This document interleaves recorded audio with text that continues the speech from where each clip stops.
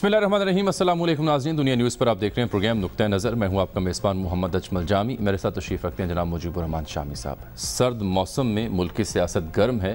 PDM ने इस्तीफ़ों का ऐलान किया, फिर इत्तफ़ाक़ राय का इजहार किया, साथ तहफ़्फ़ुज़ात का इजहार होना भी शुरू हो गया। आज की तारीख़ में अब मुशावरत का अमल जारी होगा मुख्तलिफ़ सियासी जमातों में। तो ये चल क्या रहा है, और बिलख़ुसूस पाकिस्तान मुस्लिम लीग नून के सामने ये सवाल रखेंगे, उनके रहनुमाओं के सामने, कि ये जो इस्तीफ़ों की सियासत थी ये महज नारा था या हकीकत थी। लाहौर जलसे के बाद क्या होगा? वज़ीर आज़म तो नेशनल डायलॉग की बात करें कौमी असम्बली में, आखिर अपोजिशन जमातें चाहती क्या है? अगर डायलॉग नहीं करना इस तजवीज़ को वो मुस्तरद करती हैं। तो शामी साहब, इसके अलावा जो दूसरा हम मौजू जिस पर तफसील से हम बात करेंगे और नाज़रीन को बताते चलें कि आज दानिश्वर जनाब सुधिंद्रा कुलकर्णी साहब मुंबई से ज्वाइन करेंगे, जो भारत में नई दिल्ली में किसानों का एहतजाज जारी है, तीसरे हफ्ते में दाखिल हो चुका है, जो धरने का प्लान कर रहे हैं। ये बहुत बड़ी एक तहरीक है, इसके असरात क्या होंगे, मोदी सरकार इसमें साजिश क्यों तलाश कर रही है, इस पर भी बात होगी। तो सबसे पहले सर मुल्क की सियासत की जानिब रुख करते हैं। आसिन इकबाल साहब हमें आज ज्वाइन करेंगे, उनसे तफसील से बात होगी।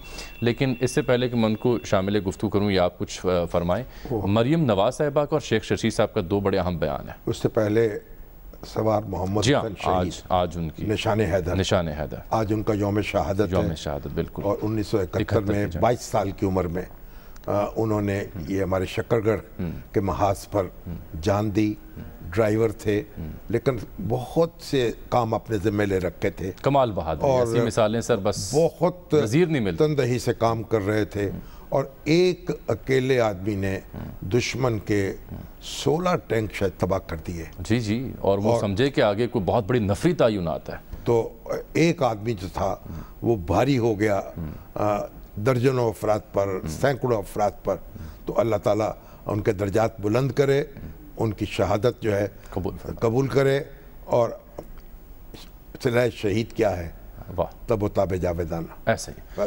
तो देखिए ज़रा सियासी मंजरनामे पर आज शेख रशीद साहब क्या फरमा रहे थे, आज लाहौर में मुखातिब हुए, देखिए। पाकिस्तान के सारे सियासी चौधरी भी मर जाएं, फजलुर रहमान का कुर्रा फिर भी नहीं निकलेगा। जो फरमाते थे 8 तारीख को आर और पार होगा, ना आर हुआ है ना पार हुआ है, बीच मंझधार हो गया है। या ये हाथ आसमान पे लगाएं या ये पांव ज़मीन पे लगाएं। इस्तीफ़े देने से इमरान खान जो है या असम्बली जो है उसको कोई नुकसान नहीं पहुंचता, और बड़े शौक से इस्लामाबाद जनवरी में तशरीफ़ लाएं, सर्दी उनका भरपूर इस्तकबाल करेगी। इस सेनेट के इलेक्शन के बाद इमरान खान और मजबूत हो जाएगा, इनके लिए और बुरे मुश्किलात के वक्त होंगे। और जो लोग ये कह रहे हैं कि इमरान खान से मुज़ाकरात नहीं हो सकते, तो फिर बताएं वो किस से मुज़ाकरात करना चाहते हैं। ये सारी अपोजिशन के लिए मैं पेशन गोई करने जा रहा हूँ, हालात चाहे जैसे भी हों ये बेनिफिशरी नहीं होंगे। और फिर इस्तीफ़ों का चूँकि हम जिक्र करें तो मरियम नवाज साहिबा जो आज लाहौर में रैली की सूरत में नज़र आ रही हैं, जलसे की तैयारी कर रही हैं, उन्होंने क्या कहा? मैं तो बड़ी मुश्किल से यहाँ पहुँचा हूँ। हाँ जी, ट्रैफिक थी लाहौर में, यानी एक फिरोजपुर रोड पर हुकूमत थी मरियम नवाज की। ऐसा ही है, देखिए हजूम दर हजूम। जी, PDM ने फैसला किया कि अपनी अपनी क़यादत के पास इस्तीफ़े जमा करा दें। मेरी जमात ने, मुस्लिम लीग नून ने अभी तक फॉर्मली इस्तीफ़ों के लिए नहीं कहा, और वो हम 13 दिसंबर के बाद इंशाल्लाह करेंगे। लेकिन आप यकीन करें मेरे पास इस्तीफ़ों के अंबार लग गए। ये हुकूमत इंशाल्लाह अब चल ही नहीं सकती। अल्लाह ताला ये वक्त। तो मेरा ख्याल है सर यहीं से गुफ्तगू का आगाज़ करते हैं आसिन साहब से। आसिन साहब, आपको खुशामदीद कहते हैं। पहले इस्तीफ़ों पर इत्तफाक, फिर तहफ़्फ़ुज़ात, और अब मुशावरती अमल चल क्या रहा है सर? जी, बिस्मिल्लाहिर्रहमानिर्रहीम। जैसे कि आपको मालूम है कि PDM के सरबराह इजलास में ये फैसला हुआ था कि 31 दिसंबर तक तमाम पार्टीज़ के पार्लियामेंटेरियंस अपनी अपनी क़यादत को इस्तीफ़े जमा करा देंगे। जो ही ये ऐलान हुआ तो हमारे पार्टी से भी और दीगर पार्टियों से अरकान ने फ़ौरन बरजस्ता इस्तीफ़े अरसाल करना शुरू कर दिए। इसके पीछे पिछले 2.25 साल का जो मुल्क का जमहूरी एक नाम नेहाद सफ़र है, उसकी फ्रस्ट्रेशन भी है। आपने कोई हिदायत नहीं की, लोगों ने खबर पढ़कर ही इस्तीफे भेजने शुरू कर दिए। जी, ये तो यूं लगता है कि जैसे एक मुकाबला लग गया है कि कौन पहले अपना इस्तीफा भेजेगा। आज हमने ये, लेकिन पीपल्स पार्टी की जानिब से तो खबर है कि उन्होंने रोक दिया इस्तीफों पर बात करने से अपने अरकान को, वो तो CEC में मामला लेके जा रहे हैं। तो कहने का मकसद ये था कि ये तो मुशावरत पहले होनी चाहिए थी, پی ڈی ایم کے اجلاس میں جو جی فرمائیں. ہر جماعت کا ایک اپنا اپنا طریقہ کار ہوتا ہے اور ان کے اپنے فورمز ہوتے ہیں.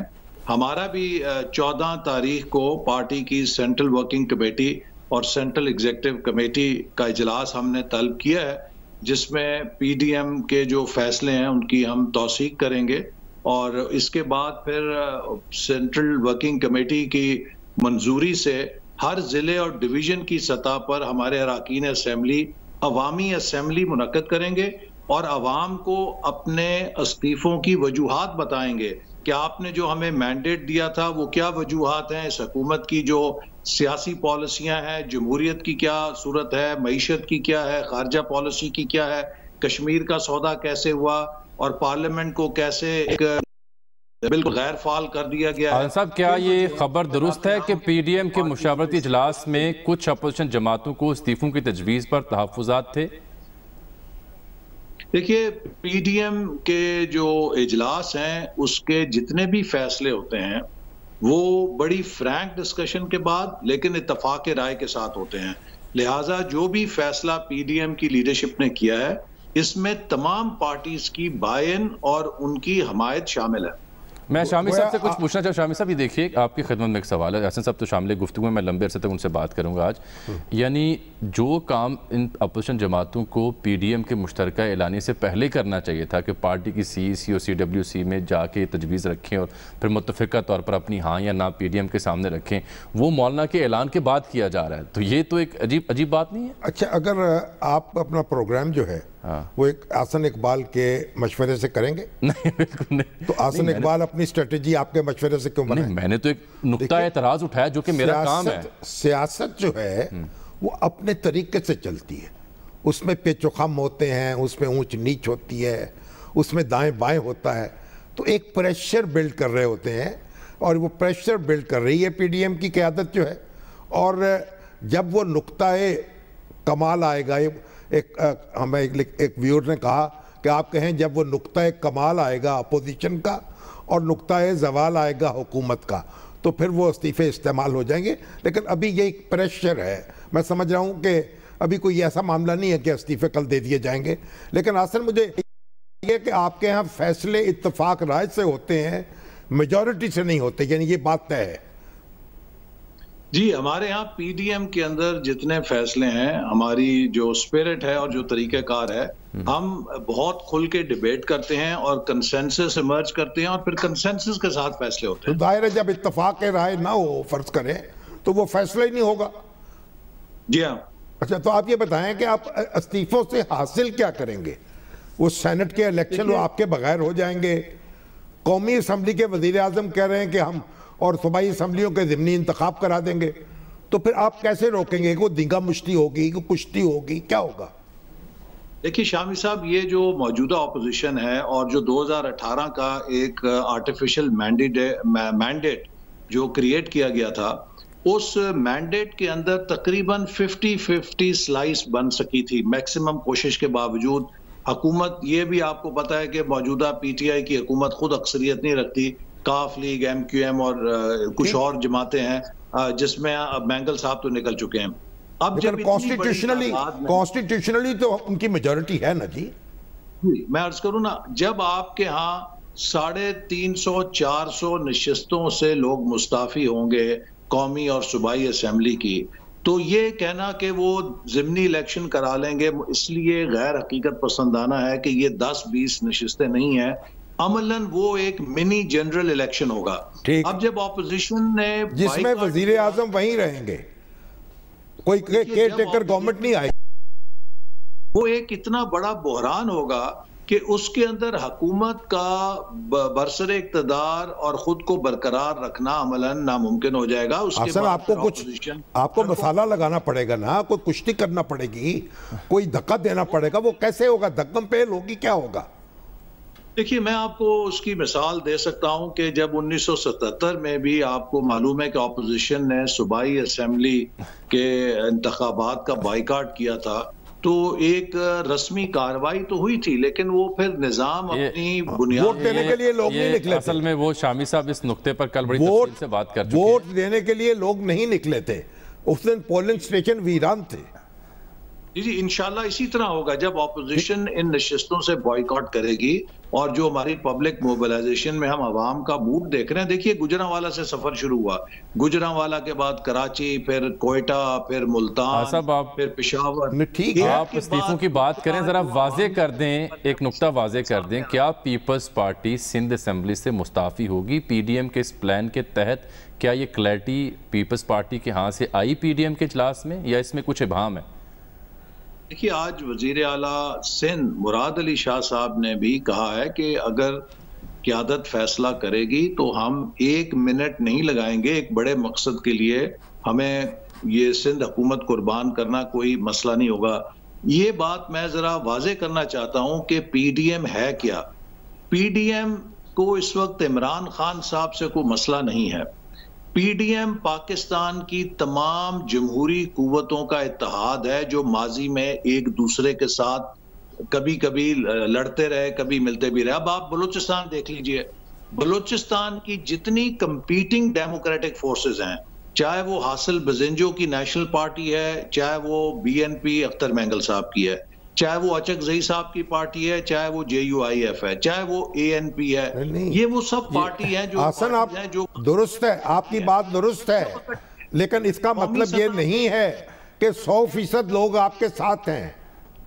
دیکھیں نا, آپ کے مخالف جو ہیں ان کے بھی ووٹ ہیں, ان کی بھی طاقت ہے, وہ بھی ان کی جڑیں ہیں لوگوں میں. میں آپ سے عرض کروں کہ دیکھیے کبھی بھی یہ نہیں ہوا کہ کسی ملک کے اندر 100% لوگ ایک طرف چلے گئے ہوں. یہی مسئلہ ہے نا, تو ایک دوسرے کو تسلیم کرنا پڑے گا نا. پاکستان کی جو غالب اکثریت ہے, اگر آپ 2018 کے الیکشنوں کے بھی ووٹس نکالیں تو اس وقت جو پی ڈی ایم کے پارٹیز ہیں ان کے ووٹوں کی تعداد حکومتی اتحاد سے زیادہ ہے.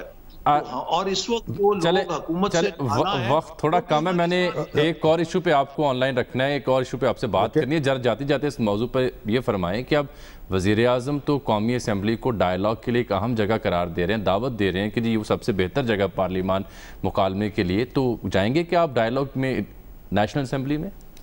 دیکھیے ابھی وہ وزیر اطلاعات صاحب تو یہ فرما رہے تھے کہ میں جھوٹ بول رہا ہوں اور حکومت کسی قسم کا ڈائیلاگ نہ اس نے آفر کی ہے نہ وہ کرنا چاہتی ہے. آپ نے تو کہا نا کہ آپ کو پیغام ملا ہے, وزیروں نے رابطے کیے ہیں آپ سے. جی بالکل, میں اس کو تصدیق کرتا ہوں کہ حکومت کے وزراء نے ہمارے لوگوں سے رابطہ کیا ہے, لیکن اب یہ بہت دیر ہو گئی ہے. It is too late.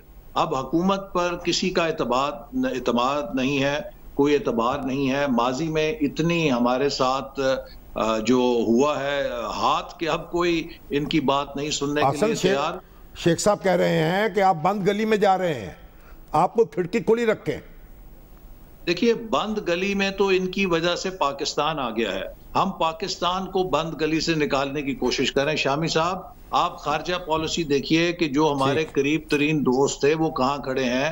You اے ای سعودی عربیہ میں انڈیا کے چیف کا دورہ ہو رہا ہے, کشمیر کدھر گیا ہے, معیشت کہاں گئی ہے. چلے میں آپ کو روک رہا ہوں تھوڑی دیر کے لیے, قطع کلامی کی معذرت. ہمارے نمائندہ خصوصی حسن رضا صاحب نے میں جوائن کیا. شامی صاحب آج آپ ان سے مخاطب ہوئے تھے دن کے وقت, اور جاننا یہ تھا جو اینٹی کرپشن کا محکمہ ہے پنجاب میں وہ نئے کیسز جو لانچ کر رہا ہے جس کے رڈار پر پاکستان مسلم لیگ نون کی قیادت آ رہی ہے, تو ان سے ڈیٹیل میں لینا چاہ رہا ہوں. حسن, اینٹی کرپشن نے محکمہ اینٹی کرپشن نے کون سے نئے مقدمات کا اندراج کیا اور کون کون سے اہم پاکستان مسلم لیگ نون کے رہنما ہیں جو رڈار پر آئے ہیں؟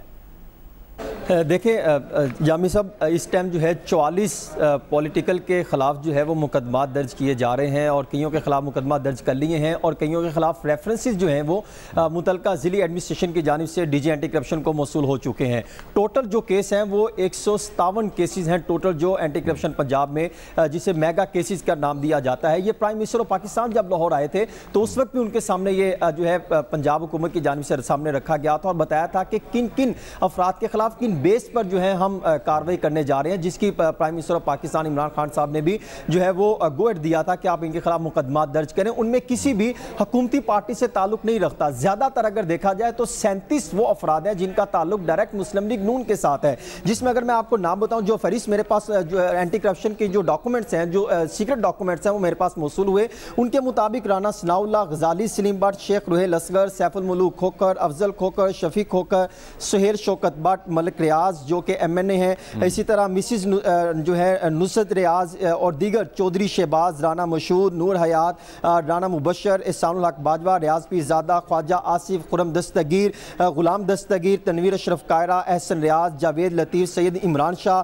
اور اس کے ساتھ ساتھ جاوید لطیف کے ساتھ ساتھ اور دیگر بھی شیخ روحیل اصغر اور دیگر افراد شامل ہیں۔ جتنے بھی مؤثر لوگ ہیں، کوئی لوگوں کو لا سکتے ہیں، کوئی جلسے میں کوئی کردار ادا کر سکتے ہیں، سب ہٹ لسٹ پر ہیں۔ جی بالکل آپ درست فرما رہے ہیں، سب کے خلاف جو ہیں وہ اینٹی کرپشن یہ کہتی ہے کہ ہمارے پاس ٹھوس وجوہات ہیں۔ ان کے خلاف اگر دیکھا جائے حسن ہوگا یہ کیا؟ بتائیں کہ میں نے سنا ہے کہ FIA کے ساتھ ایک اینٹی کرپشن جو پنجاب کی ہے اس نے کوئی MOU بھی سائن کیا ہے جس میں یہ مل کر جو ہے یہ سارے کام کریں گے۔ جی بالکل آپ نے درست سنا ہے، اس کے ساتھ پہلے شامل کرنے کی کوشش کی گئی تھی کہ نیب کو بھی بیچ میں شامل کیا جا سکے، لیکن کیونکہ اینٹی کرپشن پنجاب کے پاس وہ یہ سمجھتے ہیں، جس طرح ایک کیس کا آپ کو میں ریفرنس دیتا ہوں، جب خرم دستگیر کے خلاف مقدمات درج کرنا تھا تو اس ٹائم ان کا یہ تھا کہ پٹواری بھاگ گیا تھا اور پٹواری ریٹائر ہو چکا تھا، انہوں نے پٹواری کو اٹھایا، پھر فرانسی کروایا، تو فرانسی کروانے کے بعد پٹواری نے کچھ ڈاکومنٹ رکھے، اس وجوہات کی بنا پر کچھ کیونکہ FIA سپورٹ کر سکتی ہے، کچھ اینٹی کرپشن پنجاب سپورٹ کر سکتی ہے، جس کو مد نظر رکھتے ہوئے اب ان کے درمیان ایک MOU جو سائن ہوا ہے اس کے مطابق شکنجہ سخت کیا جائے گا، اور ان کا تو یہ بھی چلیے حسن بہت شکریہ۔ اب آپ یہ دیکھیں جو افضل کھوکھر ہیں ان سے آج میری بات ہوئی ہے، وہ کہتے ہیں ہمارے پاس 1 انچ زمین نہیں ہے سرکاری، نہ سیف الملوک کے پاس، نہ ہمارے پاس خلائی زمین ہوگی، کوئی خلائی زمین ہے، انہوں نے کہا جو کاروائی کر کے دیکھ لیں۔ وہ آپ کو پتہ بڑا ہنگامہ مچا تھا، ثاقب نثار صاحب نے سیف الملوک کو بھی بلا لیا۔ بات ہے لیکن ایک تاثر یہ کہ اگر کھوکھروں کے پاس زمین نہیں ہے تو پھر دنیا میں کسی بندے کے پاس جو کچھ ہمارے پاس ہے خریدا ہوا ہے۔ اچھا چیلنج کیا انہوں نے یہ بات، خرید کے لیتے ہیں سر لوگ، آصف صاحب کا رد عمل تو لے آپ سرکاری زمینوں پہ قبضے کر رہے ہیں، انجام تو یہ حسن اقبال صاحب اینٹی کرپشن اب اس کے حسن یہ آپ کیا کریں گے؟ تو آپ کے بڑے بڑے لوگ سارے انہوں نے ٹارگٹ کر لیا، مختم ہوں گے، اینٹی کرپشن بھی میدان میں ہے۔ دیکھیے شامی صاحب، یہ اس بات کا ثبوت ہے کہ یہ حکومت اب آخری دموں پہ ہے۔ ماضی میں بھی دیکھا جب ڈکٹیٹرشپ جانے کا وقت ہوتا ہے تو وہ یہی جھوٹے مقدموں کا سہارا لیتے ہیں۔ پہلے نیب کو استعمال کیا جا رہا تھا، بدقسمتی سے اب FIA اور اینٹی کرپشن کو پولیٹیکل ایجنڈا پر استعمال کیا جا رہا ہے۔ اور میں FIA کے آفیسرز کو اور اینٹی کرپشن کے آفیسرز کو جو PSP کے آفیسرز ہیں یہ کہوں گا، میں خود انٹیریئر منسٹر رہا ہوں اور ہمیں یہ پتہ ہے کہ ہم نے 5 سالوں میں کبھی FIA کو کسی پولیٹیکل وکٹمائزیشن کے کیس کے لیے نہیں کہا۔ تو ان کے جو افسران ہیں وہ سرکاری ملازم ہیں، ان کا فرض ہے کہ وہ PTI کے ورکر نہ بنے، وہ اپنے سرکاری منصب کے تقاضوں کے مطابق کسی بھی انتقام صاحب جاتے جاتے سننے میں آ رہا ہے کہ آپ کو فورن فنڈنگ ہو رہی ہے، شیری مزاری صاحبہ سے منسوب ایک بیان میں دیکھ رہا تھا، تو کہاں سے پیسے لے رہے ہیں آپ PDM کی تحریک کے؟ اور وزیر اعظم سے کہا کہ آپ کے پاس غیر ملکی طاقتوں کی کوئی پشت پناہی آپ کو حاصل، آپ بتا دیں سر اگر کسی کی پشت پناہی ہے تو۔ الٹا چور کوتوال کو ڈانٹے، 6 سال سے تو PTI کے فورن فنڈنگ کیس کو ہم پیٹ رہے ہیں، اور آپ نے پھر دیکھا کہ غیر معینہ مدت کے لیے اس کی تحقیقات ملتوی کر دی گئی ہیں۔ اگر یہ PTI کا فورن فنڈنگ کیس سامنے آ جائے تو قوم کو پتہ چل جائے گا کہ کون کون عمران خان کی فنڈنگ کرتا رہا ہے اور کیسے ان کو اقتدار میں بٹھا کے پاکستان کی۔ اچھا آپ ذرا شیخ رشید صاحب کے جملے کو جواب دیجئے کہ ڈائیلاگ اگر آپشن آپ کے ہاں کسی حد تک ہے تو کس سے مذاکرات کرنے کو آپ تیار ہیں؟ دیکھیے مذاکرات تو ہم جیسے پہلے بھی کہہ چکے ہیں کہ اگر کبھی کسی سٹیج پہ ہوں گے تو وہ اب یہ ایک گرینڈ نیشنل ڈائیلاگ ہی ہو سکتا ہے جس میں تمام سٹیک ہولڈرز بیٹھ کے ملک کے مستقبل کے لیے سوچیں۔ نہیں کون کرے گا اس کا اہتمام، کون کرے گا اس کو؟ میرے نزدیک تو سینٹ کا فلور بہترین ہے، یعنی سینٹ کے چیئرمین یہ کام کریں گے؟ بالکل، سینٹ کے چیئرمین کا یہ رول ہے بحیثیت custodian of federation of Pakistan house کہ وہ اس قسم کا کام کر سکتے ہیں، لیکن عمران خان کے استعفے سے پہلے ڈائیلاگ نہیں ہو سکتا۔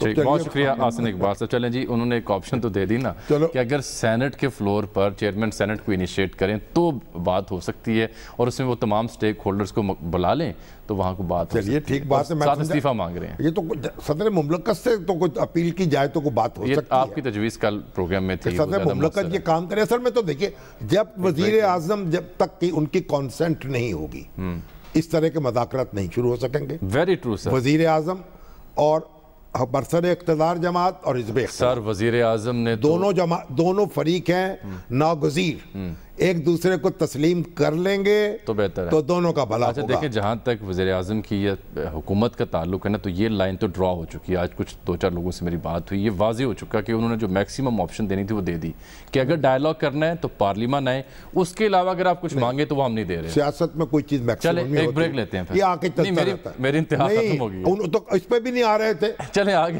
اب اس میں ایسے ہی چلتا ہے. ایک بریک میں لے رہا ہوں. بریک کے بعد بہت اہم ایشو ہے بھارت میں. بھارت بھر کے کسان 24 جماعتوں کی حمایت سے نئی دلی میں ہیں 2 ہفتوں سے زائد, اور اب دھرنا دینے کا پلان رکھتے ہیں. بات ہوگی سدھندرا کلکرنی صاحب سے ایک بریک کے بعد.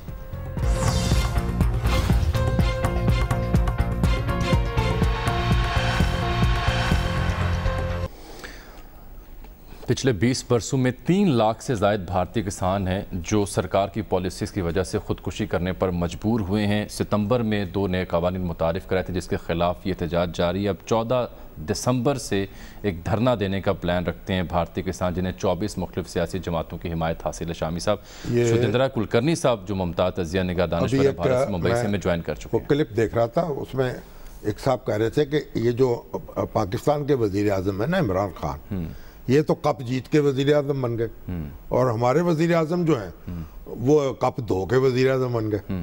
تو وہ بات لوگ آپ کو پتہ ہے طرح کی میمز. بات یہ ہے کہ دیکھیے پنجاب اور ہریانہ, ہریانہ بھی پنجاب کا حصہ تھا, انہوں نے اس کو کاٹ دیا. وہاں جناب یہ فوڈ باسکٹ ہے انڈیا کی, اور وہاں کے کسان جو ہیں وہ پورے انڈیا کے لیے اناج اگاتے ہیں. انہوں نے جو قانون بدلے ہیں اس وقت تک, جو ان کا جو میکنزم ہے نا, ایک ان کی قیمت سپورٹ پرائس ہوتی ہے, مارکیٹس میں وہ اجناس جاتی ہیں, ان کو وہ قیمت طے شدہ مل جاتی ہے.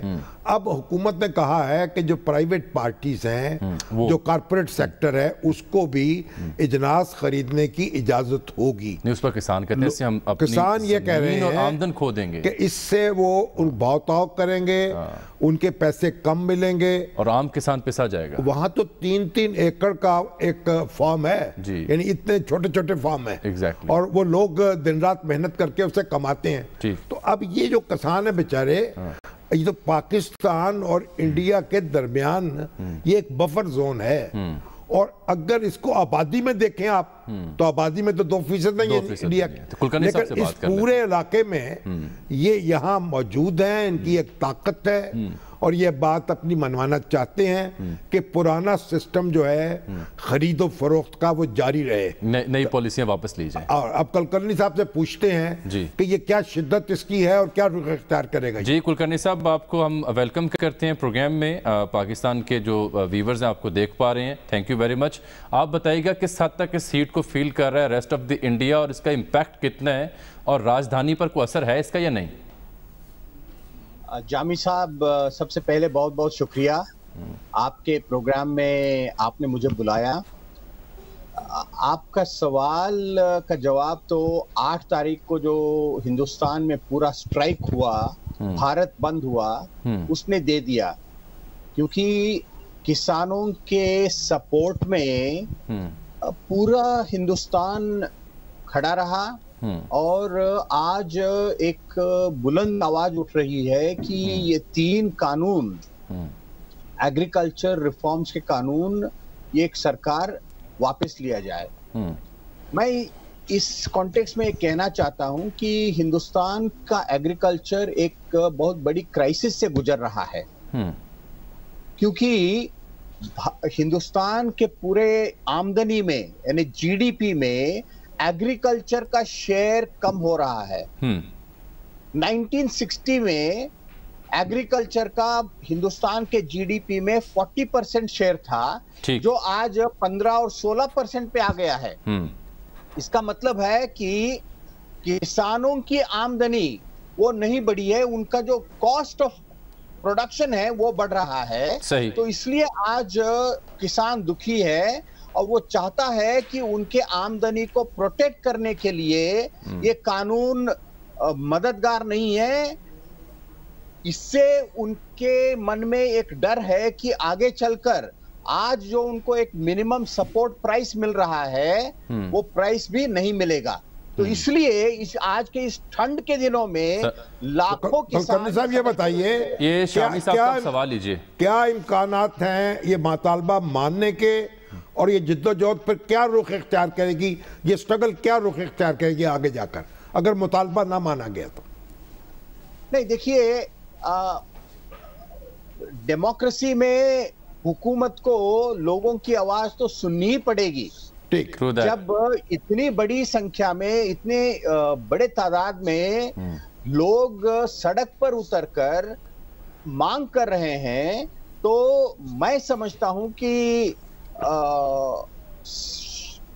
مودی گورنمنٹ کو کچھ جھکنا پڑے گا اور کچھ نہ کچھ ان فارمر کے جو کنسرنز ہیں، ڈیمانڈز ہیں، ان کو ایڈریس کرنا پڑے گا۔ چلے آپ یہ بتائیں، مختصر یہ بتائیے گا کہ کینیڈین پرائم منسٹر سے لے کے دنیا بھر کا پریس اس کو ہائی لائٹ کر رہا ہے، اور جسٹن ٹروڈو تو کھڑے ہو گئے اس کاز کے ساتھ، لیکن اندر سے بی جے پی اور اس کے سپورٹرز جو ہیں اور میڈیا کے کئی آؤٹ لیٹس جو ہیں وہ اسے خالستان تحریک کے ساتھ، خالستان مومنٹ کے ساتھ جوڑے ہیں، آپ اس پہ کیا کہتے ہیں؟ نہیں، یہ تو بالکل سراسر جھوٹ ہے، اور کسان کے ایجیٹیشن کو بدنام کرنے کی ایک سازش ہے کہ اس کے پیچھے پاکستان ہے، اس کے پیچھے چائنا ہے، اور یہ سب کرنے والے خالستانی ہیں۔ یہ بالکل غلط ہے، اور اس سے تو نتیجہ نہیں نکلے گا۔ ٹھیک، سرکار کو کسانوں کی آواز سننی پڑے گی، لیکن میں یہ بھی کہنا چاہتا ہوں کہ یہ جو 3 قانون ہیں اس میں سب کچھ غلط نہیں ہے، کیونکہ آج انڈین ایگریکلچر میں انویسٹمنٹ کی ضرورت ہے، سائنس اینڈ ٹیکنالوجی کی ضرورت ہے، تو یہ پرانے ڈھنگ سے جو چل رہا تھا وہی چلے گا تو ہمارا ایگریکلچر سدھرے گا نہیں، تو اس میں بدلاؤ کی ضرورت ہے، لیکن جس ڈھنگ سے یہ قانون تھوپے گئے ہیں وہ ڈھنگ غلط ہے۔ بالکل ٹھیک، سدھیندرا کلکرنی جی، آپ نے ہمیں ٹائم دیا آج، بہت شکریہ آپ کا، بہت دھنیہ واد آپ کا۔ سر دیکھیے، گمراہ کن خبروں کا بھارتی نیٹ ورک جو تھا 15 سال وہ اقوام متحدہ اور یورپی یونین کو جھانسا دیتا رہا، بیوقوف بناتا رہا، سریواستو گروپ اور انڈین کرونیکلز۔ ایک میں سلائیڈ مثال کے طور پر چلاتا ہوں، ایک اور اہم موضوع رہ گیا لیکن چلتے چلتے چونکہ ایک سلائیڈ دیکھیے گا جس میں آپ کو سریواستو گروپ کی جو کارنامے ہیں وہ واضح ہوتے دکھائی دیتے ہیں کہ کیسے سریواستو گروپ جو ہے وہ لیڈ کر رہا تھا، فیک این جی اوز بنائی تھی، تھنک ٹینکس بنائے تھے، ای یو کرونیکل بنایا تھا، اور نیچے یونائٹڈ نیشن کو ایڈریس کر رہے تھے، وہ member of the European parliament کو رابطے میں تھے، اے این آئی نیوز ایجنسی اس کے ساتھ رابطہ تھا ان کا، 750 سے زائد فیک میڈیا۔ یہ صرف سریواستو کی میں نے بتائی ہے، انڈین کرونیکلز کی ڈیٹیل نہیں بتائی، خبروں میں، خبرنامے میں، اخبارات میں آپ اس کی تفصیل پوری دنیا میں پبلک پہ آ چکی، منظر عام پہ آ چکی، کس طرح سے یہ پروپیگیٹ کیا جاتا ہے، اور یہی طریقہ کار وہ اب انڈین کسانوں کے ساتھ بھی واردات ڈالنے کی کوشش کری مودی سرکار کے، یہ خالستان موومنٹ ہے، پاکستان کی سپورٹ ہے، وغیرہ وغیرہ۔ بھارت اسی طریقے سے ایکسپوز ہوگی اور ہوتی چلی جائے گی۔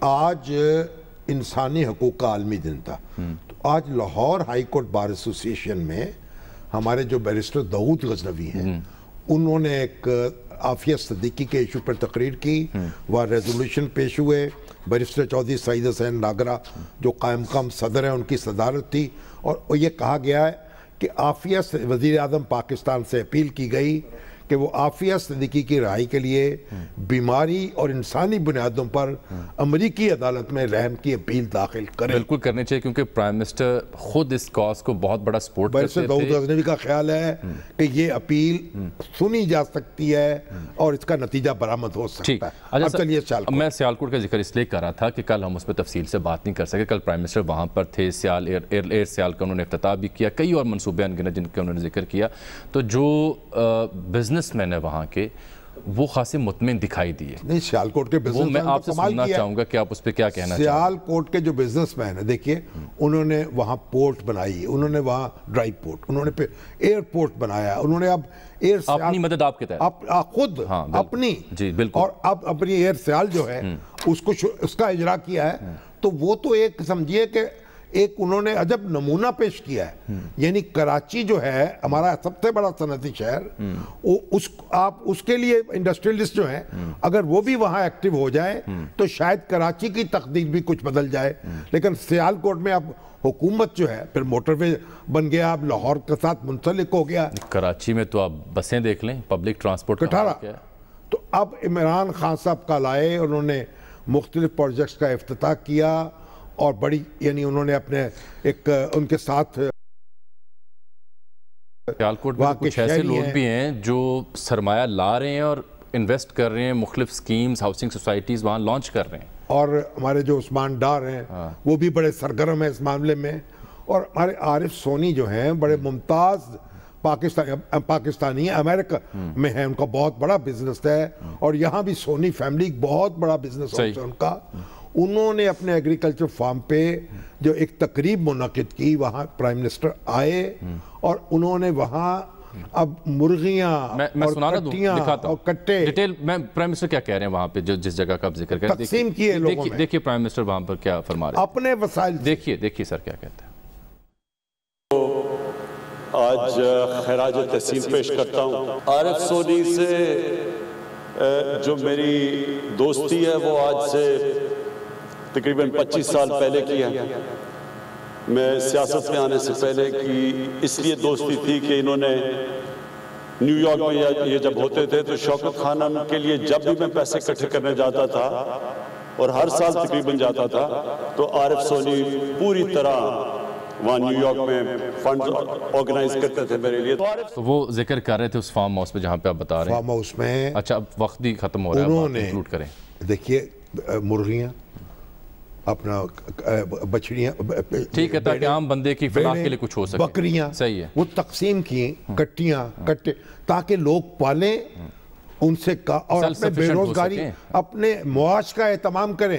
اور عارف سونی صاحب نے تقریر کر کے کہا کہ جو وزیر اعظم نے یہ تجویز پیش کی تھی اور جس کا مذاق اڑایا گا, یہ مذاق نہیں ہے, دنیا میں اس پہ کام ہو رہا ہے, اور ہم بھی سیالکوٹ میں بڑے پیمانے پر یہ کام کر رہے ہیں اپنے وسائل سے. اگر دوسری جگہوں بھی بزنس مین اس طرف توجہ دیں تو بہرحال گھروں میں کچھ چراغ تو جل سکتے ہیں. کسی اور موقع پر اس کی تفصیل سے ہم ناظرین کو آگاہ کریں گے. یہاں فی الحال پروگرام وقت ہوا چاہتا ہے ایک چھوٹی سی بریک کا, ہمارے ساتھ رہیے گا.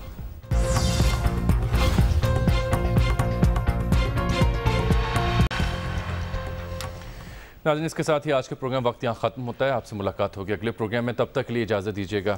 اللہ حافظ.